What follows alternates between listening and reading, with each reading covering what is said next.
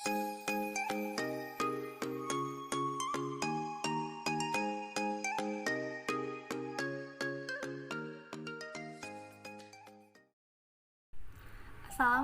warahmatullahi wabarakatuh.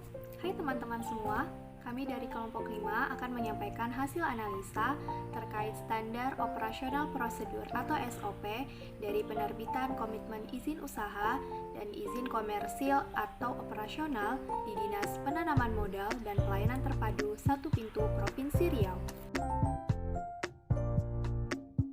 Kelompok ini terdiri dari 7 anggota, yaitu Saya Firanisa. Saya Devi Irmayani. Saya Rozita Izlin. Saya Dedek Putri Utami. Hai, saya Hermayunita. Perkenalkan, nama saya Gilang Binario. Dan terakhir, perkenalkan, nama saya Amir Lutfi.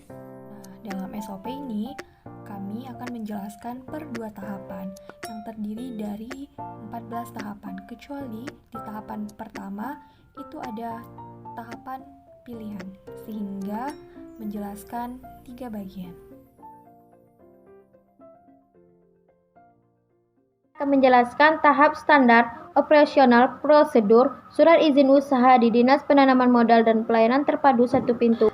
Tahap pertama yaitu yang harus dilakukan pemohon mengajukan permohonannya untuk mendirikan usaha ke front official, yaitu seperti standar operasional prosedur, izin operasional puskesmas, izin mendirikan sekolah, izin mendirikan klinik, dan izin mendirikan usaha-usaha lainnya.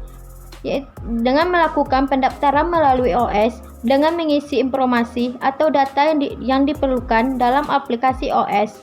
Permohon menyampaikan dokumen persyaratan melalui OS atau ke loker counter penerima. Dan tahap yang selanjutnya itu, jika belum ada NIP, izin usaha dan izin komersial dapat dilakukan di layanan OS. Lembaga OS adalah lembaga pemerintah non-kementerian yang menyelenggarakan urusan pemerintah di bidang koordinasi penanaman modal, baik NIP, izin usaha, izin operasional, dan komersial, diterbitkan oleh lembaga OS untuk atas nama menteri, pimpinan, lembaga, gubernur, atau bupati. NIP adalah identitas pelaku usaha yang diterbitkan oleh lembaga OS. Dan selanjutnya, kasih PNP memeriksa kelengkapan berkas. Petugas menerima dan memeriksa berkas permohonan dan memenuhi syarat. Akan dilanjutkan ke proses berikutnya. Jika tidak, dikembalikan ke permohonan untuk dilengkapi. Dari 3 tahap tersebut membutuhkan waktu selama 2 jam. Dan seandainya berkas tidak lengkap, maka pemohon harus menunggu 1 kali 24 jam untuk dilanjutkan. Standar operasional prosedur ketiga tahap tersebut sudah cukup bagus. Akan tetapi dalam pembuatan surat izin usaha ini membutuhkan waktu yang sangat lama, yaitu pemohon harus menunggu 6 hari untuk mendapatkan surat izin mendirikan usaha tersebut. Baiklah, saya akan menyambung SOP yang ketiga, yaitu staf data center melakukan scan file permohonan dan diupload ke aplikasi Simple DPM PTSP. Jadi setelah tadi kasih PNP memeriksa kelengkapan berkas, setelah berkasnya sudah lengkap, sudah pas, maka staf data center ini melakukan scan file dan diupload ke aplikasi Simple DPM PTSP. Jadi dari SOP yang kedua ke SOP yang ketiga ini menurut saya tidak ada masalah. Pada SOP yang ketiga ini, kenapa staf melakukan scan file, yaitu tadi untuk diupload ke aplikasi Simple DPM PTSP. Kenapa diupload ke aplikasi Simple DPM PTSP? Untuk mempermudah pegawai pada back office untuk melakukan pertimbangan data pemohon. Jadi ini berkaitan dengan SOP selanjutnya, di mana melalui aplikasi Simple ini mempermudah back office melakukan pertimbangan-pertimbangan. Jadi dari SOP yang kedua, ketiga tidak ada masalah. Selanjutnya, SOP yang keempat yaitu back office melakukan pertimbangan teknis melalui aplikasi simple. Jadi setelah tadi data diperiksa apakah sudah lengkap atau belum, setelah sudah lengkap masuk ke scan data, setelah di scan di-upload ke aplikasi simple DPM PTSP. Setelah file di-upload, maka back office-nya akan melakukan pertimbangan teknis apakah data pemohon ini bisa dimasukkan atau bisa berlanjut untuk memperoleh izin usahanya. Jadi di aplikasi simple tadilah dibahas dan dipertimbangkan langkah selanjutnya. Jadi menurut hasil analisa saya, menyambung SOP yang kedua, kasih PNP, memeriksa kelengkapan berkas. SOP yang ketiga, back office, maksud saya staff data center melakukan scan file dan mengupload file tersebut ke aplikasi simple DPM PTSP. Kemudian SOP yang keempat, back office melakukan pertimbangan teknis melalui aplikasi simple DPM PTSP. Dari ketiga SOP yang ini, menurut saya tidak ada masalah, tidak bolak-balik, dan ini masih sejalan gitu, ya tidak ada masalah di dalam SOP yang menyambung SOP yang kedua, 3 dan keempat ini tidak ada masalah. Dimana tadi setelah data diperiksa kelengkapannya, kemudian staf akan men-scan. Kenapa di-scan? Untuk di-upload ke aplikasi simple DPM PTSP. Setelah file di-scan dan di-upload, nanti SOP yang selanjutnya yaitu back office-nya melakukan pertimbangan untuk pertimbangan teknis melalui aplikasi simple DPM PTSP ini tadi. Jadi apakah permohonan ini bisa dilanjutkan, bisa diterbitkan, atau bagaimana, nanti dipertimbangkanlah di dalam aplikasi simple tersebut. Jadi antara SOP 2, 3, dan 4 tidak ada masalah, tidak ada bolak-balik, tidak berbelit-belit, dan ini udah pas, tidak perlu perubahan lagi. Menurut saya begitu. Saya Firanisa akan menganalisis langkah kelima dan keenam serta menyampaikan fungsi dari langkah kelima dan keenam ini. Langkah kelima, tim melakukan survei. Apabila komitmen izin memerlukan survei. Komitmen adalah pernyataan dari pelaku usaha untuk memenuhi persyaratan izin usaha dan atau izin komersial atau operasional. Sebelum dikeluarkannya komitmen izin, maka perlu dilakukan survei. Survei dilakukan jika dirasa diperlukan. Kegiatan survei ini untuk memastikan gambar, data, atau berkas yang dimasukkan itu sesuai dengan keadaan di lokasi atau lapangan, mengecek kebenaran data pemilik atau pemohon sudah sesuai dengan yang diajukan agar tidak terjadi kesalahpahaman di kemudian hari. Tujuan dari survei ini adalah untuk memaparkan data dari objek penelitian dan menginterpretasikan dan menganalisis secara sistematis. Kebenaran informasi itu tergantung kepada metode yang digunakan dalam survei. Kegunaan dari survei antara lain, satu itu untuk memperoleh fakta dari gejala yang ada, yang kedua itu untuk mencari keterangan secara faktual terkait usaha tersebut, yang ketiga melakukan evaluasi serta perbandingan terhadap hal yang telah dilakukan oleh orang lain dalam menangani hal yang serupa, yang keempat dilakukan terhadap sejumlah individu atau unit baik secara sensus maupun secara sampel, yang kelima hasilnya untuk pembuatan rencana dan pengambilan keputusan. Selanjutnya langkah ke-6, OPD teknik memberikan persetujuan. Survei dan peninjauan lokasi itu dilakukan oleh OPD teknik terkait dan juga pemohon. Setelah itu barulah diadakan rapat hasil peninjauan lokasi, dan jika dirasa sudah sesuai maka diberikan persetujuan. Persetujuan harus diberikan OPD karena OPD bertanggung jawab dan membantu kepala daerah dalam penyelenggaraan pemerintahan daerah. Baiklah, saya akan melanjutkan tahap-tahap fungsi dari SOP antara back office melakukan entry komitmen izin melalui simpel atau aplikasi kementerian sama kasih verifikasi komitmen izin. Maksudnya yaitu kalau sudah disetujui baru bisa ke tahap selanjutnya, yaitu back office melakukan entry komitmen izin melalui simpel atau aplikasi kementerian. Nah, kan tadi pertama disurvey. Setelah udah disurvey, udah diberikan persetujuan. Setelah diberi persetujuan, dimasukkan surat izin komitmen izin itu melalui simpel atau aplikasi kementerian. Intinya itu berkas-berkas kita tadi itu, hasil survei itu dientrikan ke dalam aplikasi kementerian. Setelah dientri, tentulah diverifikasi sama kasih verifikasi komitmen izin. Kasih itu kan kepala seksi, diverifikasi dulu sama kepala seksi verifikasi komitmen izin. Tapi yang dikasih verifikasi komitmen izin ini dia verifikasi awal. Jadi antara dua SOP ini, back office melakukan entry komitmen izin melalui simpel atau aplikasi kementerian, sama kasih verifikasi komitmen izin. Ada yang perlu diperbaiki kan? Menurut saya gak ada yang harus diperbaiki, karena memang sistemnya kayak gitu. Dia memang harus ada tahap-tahapnya. Baiklah, saya akan melanjutkan tahapan 9 dan 10 dari SOP perizinan usaha ini.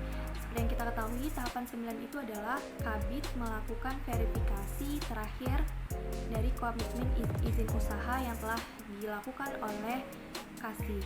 Nah, jika dianalisa, tahapan ini sudah benar dan sesuai dengan ketentuan karena seperti yang kita ketahui, antara Kasih dan Kabid itu saling berkoordinasi dan mempunyai keterkaitan fungsi dan tugasnya satu sama lain, sehingga Kabid membutuhkan Kasih juga mempunyai peran yang dibutuhkan oleh Kabid.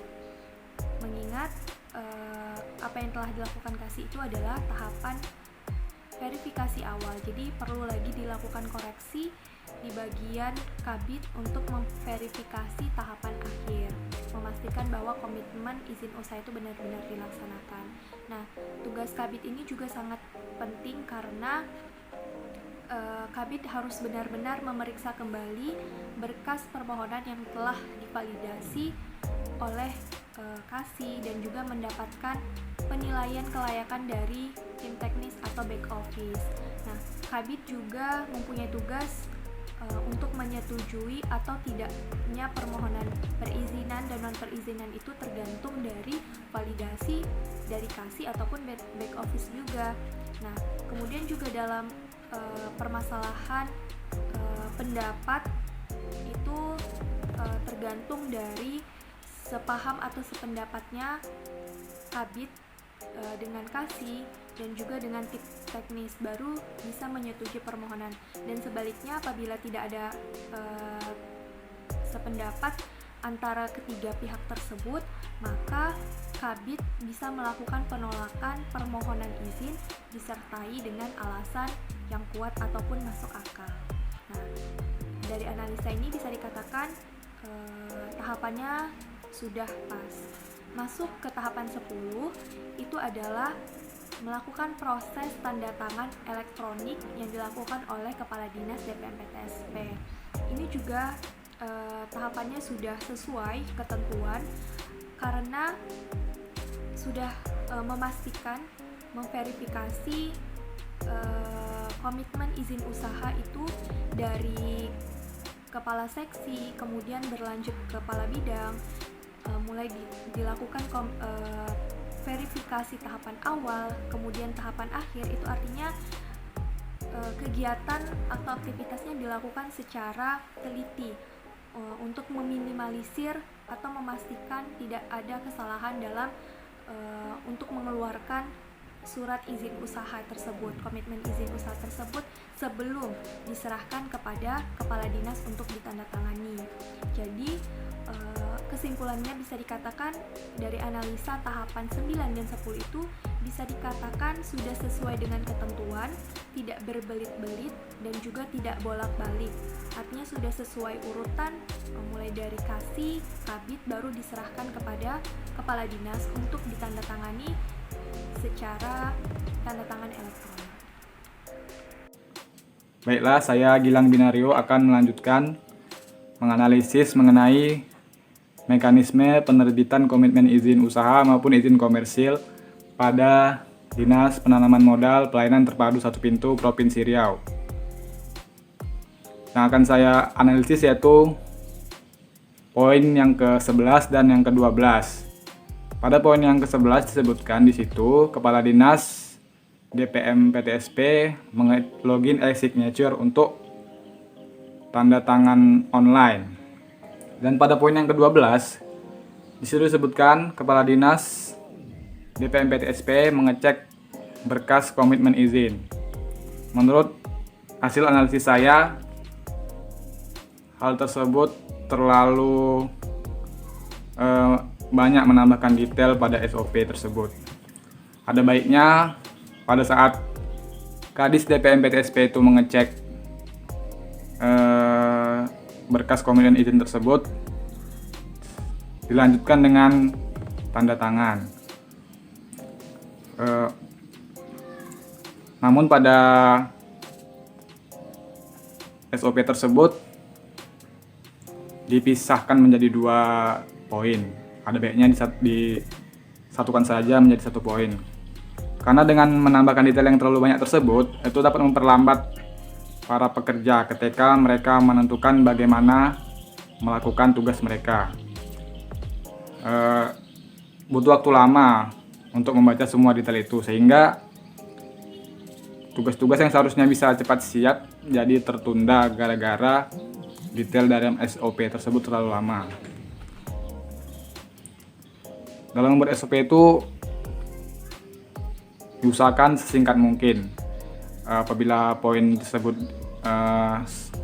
dianggap tidak jauh dari poin yang selanjutnya, itu bisa digabung saja menjadi 1 agar menjadi ringkas dan pekerjaan itu pun cepat selesai karena tidak terlalu banyak detail tersebut. Baiklah, sekian saja analisis dari saya. Akan dilanjutkan oleh teman saya, Amir Lutfi. Baiklah, saya Amir Lutfi akan melanjutkan pembahasan. Setelah Kadis mengecek komitmen izin, kegiatan berikutnya yaitu Kadis memasukkan pas sertifikat dan komitmen izin yang telah ditandatangani elektronik.